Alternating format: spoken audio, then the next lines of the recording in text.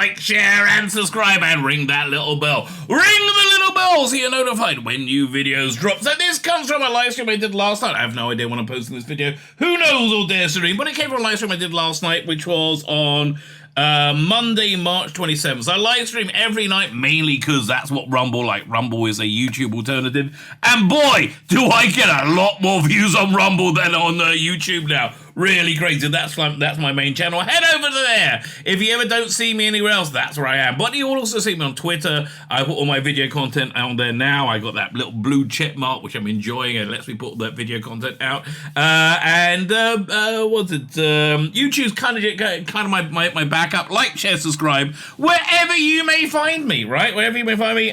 Look in the video notes and sign up my Substack, my email newsletter, all those things. Fantastic, baby, fantastic. What was not fantastic was when I was doing this live stream last night.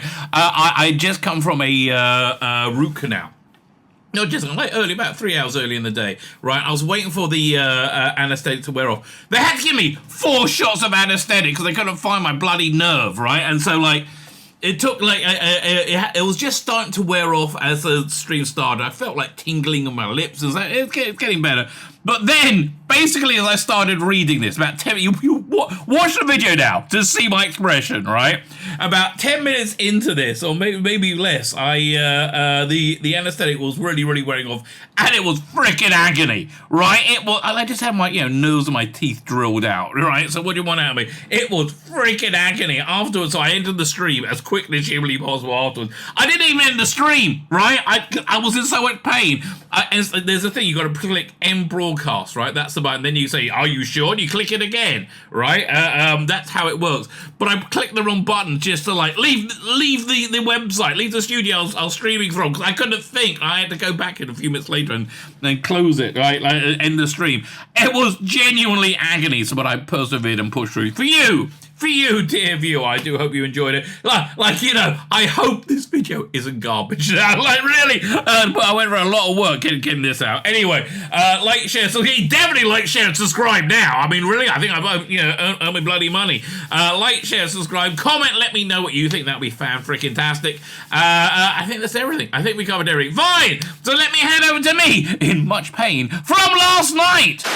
This is crazy. I mean, when I say this is crazy, this is actually the literal definition of crazy, right? This is cray-cray. Yeah, let me make it bigger. There we go. Doctor Who, how shippers saved the show with THASMIN love story. This was one of the worst aspects of the best part of Chris Chibnall's Doctor Who, which wasn't very good. Let me say that again. This was one of the worst parts of the best bit of Chris Chibnall's Doctor Who, which wasn't very good. See, the tragedy of Chris Chibnall, as I said more than once, is the more, the better his version of Doctor Who got, which was never good because Jodie Whittaker was horribly miscast, right? And his writing was always bad, right? Just on a technical level, right? It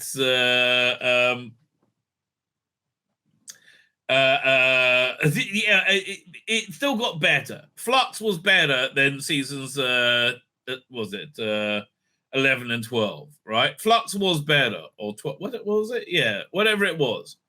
This was 14. Yeah, so it was much better than seasons 11 and 12. Seasons 11 and 12 were garbage, along with the specials. I would even say, other than the insanely bad writing where the Dalek couldn't open the door and other stupid things, the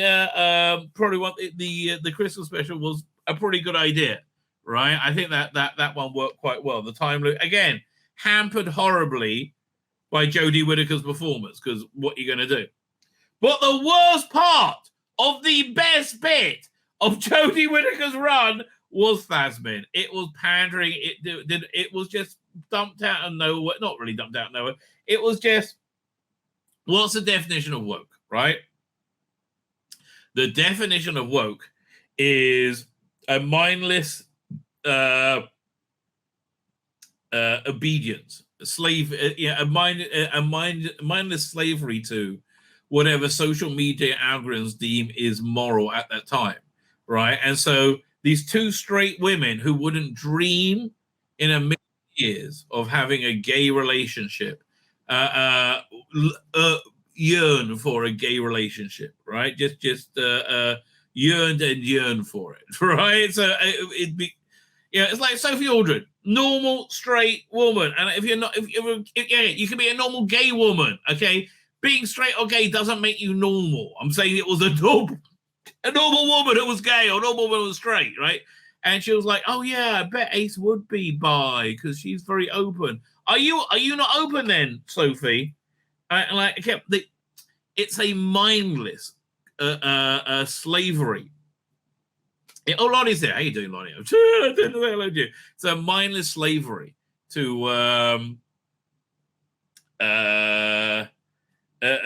whatever social media algorithms say is good or not, right? So it's good to be gay.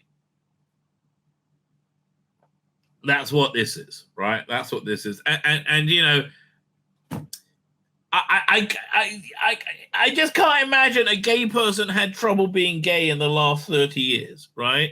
Maybe 25 years. Okay, I mean, like, right. I'll put those there. I can't imagine a gay person had trouble being gay in the last 25 years. Really? I don't know. I mean, maybe I'm wrong, but I don't think so. THASMIN was fanfic love story being 13. Doctor and companion Yaz that became reality, giving the Doctor who runs some heart. It didn't, because it wasn't real. It didn't land. The heart really came from Graham, I have to tell you, right? Really genuinely came from Graham. The latest Doctor Who compilation video highlight of the 13th Doctor, Jodie Whittaker, Commander Yasmin, and Bandit Gill. Greatest hits, blimey, that must be a quick one, which featured clips from Flux all the way to the finale.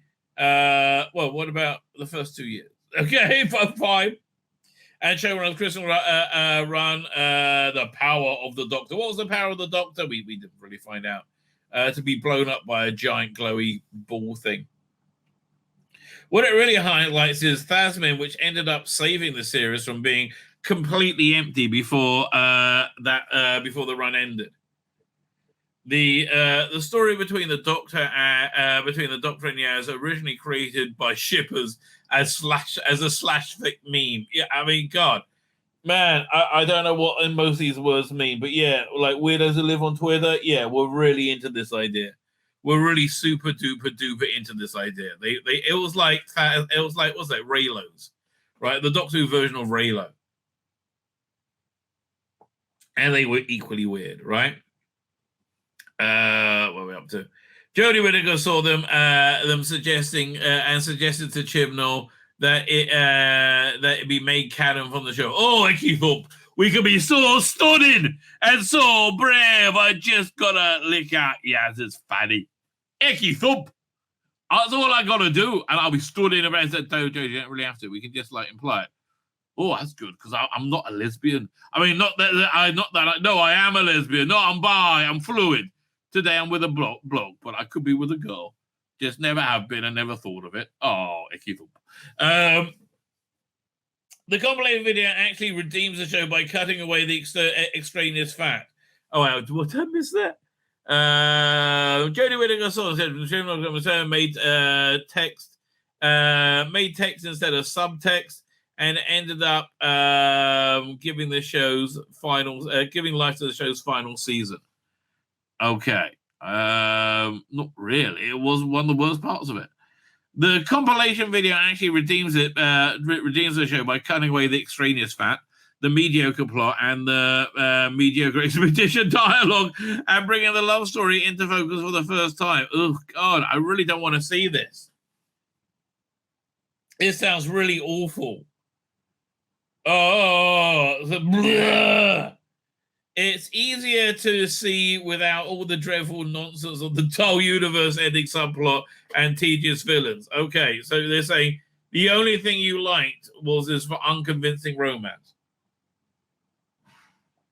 I think you liked it because you're woke.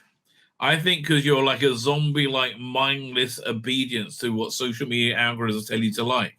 right? Whether you can resist it or not, right? It's no, you can't resist it. That's the bottom line. Until the love story became overt, Mandip didn't really have a character to play in her first 2 series of Doctor Who. Yeah, and this really wasn't a character either. I understand that, right?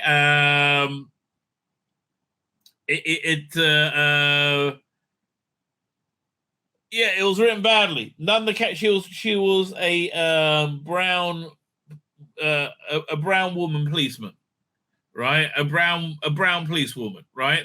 She was an ethnicity and a skin color, and that's it. She wasn't a character. Never really was. Yasmin didn't have a personality, only a bunch of tropes thrown together. She was a trainee policewoman. She had a normal middle-class family. In the second series, she was revealed to have suffered from depression when she was a teenager. None of this added to the character, despite the show, the story of her grandmother's passing the Indian petition. Yeah, that didn't work either. We were in the Demons of Punjab. Yaz was barely more than a plot puppet, while Chibnall seemed more comfortable telling stories of a equally cliched soap opera, family drama, or grave. Yeah, okay. So you're saying, okay. Here's what they're saying. They're allowed to have their critical faculties over everything apart from the gay romance, because the gay romance, you're not allowed to criticize it. Right, I realized, this week when I was doing another video, that critical race theory, right? That's what the Rosa episode was for, right? To illustrate critical race theory, that black people will always be oppressed by white people, left unchecked, right? And white people will always oppress, right? That's the problem with this. Oh my god, it's freaking out. Fine. All right, it's gonna be email after email. Chill out, man. Okay, fine.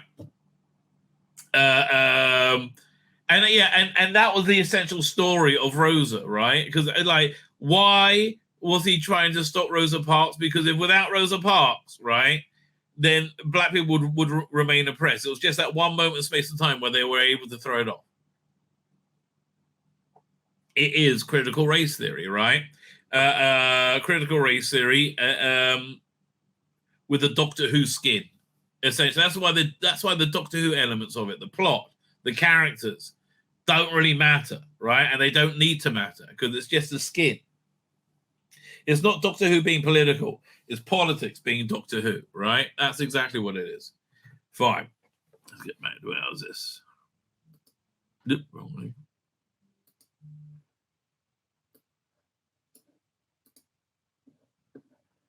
What are we up to? There we go. Fine. Done. I'm trying to figure out where we are. Okay. Yeah. If THASMIN was really Whittaker's idea, then she saved the show from being a complete anticlimax. THASMIN gave Whittaker and Gill something emotional play. You know what? That's actually fair. I dump on this stuff all the time because it's shit. That's actually fair. It did give they gave this scene some meaning and point. But God, it was so gross. Good date, mate. Oh God, I hated it. Something to do other than just reacting to plot all the time. It highlighted Whittaker and Gill's chemistry. They had none. They might have liked each other, but they had no acting ability to demonstrate that chemistry through. The third thing is Doctor's unique sweetness, and she's not uniquely sweet. She's like an idiot. And Gill's acting chops. Yeah, okay. Yeah. That thing that nobody's ever seen or heard of before. Mandip Gill's acting chops. Are you having a laugh, darling? Really? What are these mythical acting chops of Mandip Gill? I think you're having a laugh, darling. I think you're having a laugh. THASMIN was first hinted in their first story, Arachnids in the UK. Oh, that work of Shakespeare, that piece of shit, right? That piece of it, I was like, oh my god, Doctor Who's over, right? Where Yaz's mum was asked if she was dating the Doctor. LGBTQ fan sees that and I mean, like, really, it's so unrealistic for a Muslim family. Are you out of your mind? Sees that and turned it into a meme that Chibnall started to treat as text, starting in flux. Flux is a terrible season. Fuck me. Again, he's allowed to have critical faculties about everything apart from the LGBTQ aspect of it, right?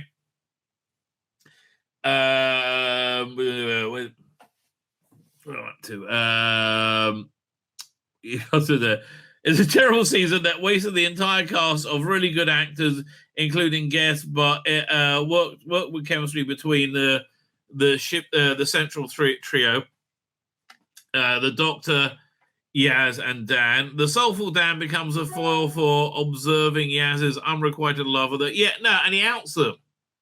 Like, what the hell? He literally outs Yaz. Right? That's not good. The soulful Dan becomes a foil, observing Yaz's unrequited love for the Doctor as he aches for his own unrequited love. I think you're reading a bit into that, mate. Legend of the Sea Devils is still one of the worst stories Chibnall's run. I mean, dude, that does have Awesome 55 there as well. You've got to keep that in mind. How could it possibly have real life Chinese pirate queen? The Doctor and the Sea Devils ended up with one of the most boring stories of the show's show ever. Well, again, it's Chris Chibnall. What do you expect? What works in the story, though, is a love story and the chemistry between Gil and Whittaker. Gil was by then leaning hard into Yaz's unrequited love for the Doctor, only for the Doctor to quietly, slightly reciprocate and admit I can't give Yaz what she wants. Oh, no, it's too dangerous. I'm too scared because I'm not the Doctor, obviously. Oh, please, Russell, retcon this shit away. Oh, God. Hi, I'm doomed. Blame my mother. It's the worst thing ever. LGBTQ fans have criticized the show for not going far enough with the Doctor and Yaz's love story. They got a fair point. I mean, piss will get up the pot. Oh, shit will get up the pot, I should say. They never kiss, they barely touch, because they're not gay and they don't want to. There's only 1 minute, one moment in Power of the Doctor of Yaz carrying the Doctor back to the TARDIS. God, that was awful. This is not going well. There's another way to read their love story. Here. This may be the first romance between a female Doctor and a female companion, but you could say it's the first openly asexual love story on film and television. Okay. That's not a thing. I mean, I get it's a thing for people who are mentally ill. Not I want to harass them in any way. No. But, like, it's like saying voluntary blind people. Like, people with working eyes who can't see. Right? But it's totally normal and healthy. The Doctor has shown falling in love with various women in the modern era. Not really, but this is the first time the Doctor admitted being in love with a companion. Chibnall has described Whittaker, the Doctor, as non-binary, gender non-conforming, and a gender non-conforming dress dress sense suggests not only that, but her asexual or ace. God. This is not good, okay? This is not something that you really want. I mean, like, yes, this is why it wasn't heroic. Who wrote this? This is, like, really kind of horrific, this story. Who's it? Andy Tittermith. Okay. Ace people are the most misunderstood in the LGBTQA community. Well, listen, the trannies do freak us out. Those drag shows are weird. The ones that you want kids to watch, where they like flash their boobs and dick around. Yeah, they love that. They are not always celibate. They can be attracted to or in love with people, just not sexually. Okay, that means you've got something to get over. Okay, that seems to be how Whitaker has played the Doctor. Yeah, she really thought that one through. Watching the compilation video, it now looks like Chibnall succeeded in writing an ace love story for television rather than an overt lesbian romance. The Doctor may not be overtly sexual, but can still be romantic. And oh god, this is I want to vomit in my own mouth. Okay. And Whitaker's Doctor is a milestone in LGBTQ representation as a hero of science fiction series. No one's going to remember her. She's done. She's forgotten. Goodbye. Like she will have no impact at all, right? She will have no impact. My name's Tzvi Lebetkin, the Rabbi from another planet. Please like, share, and subscribe, and ring that little bell. Ring the little bell so you're notified when new videos drop.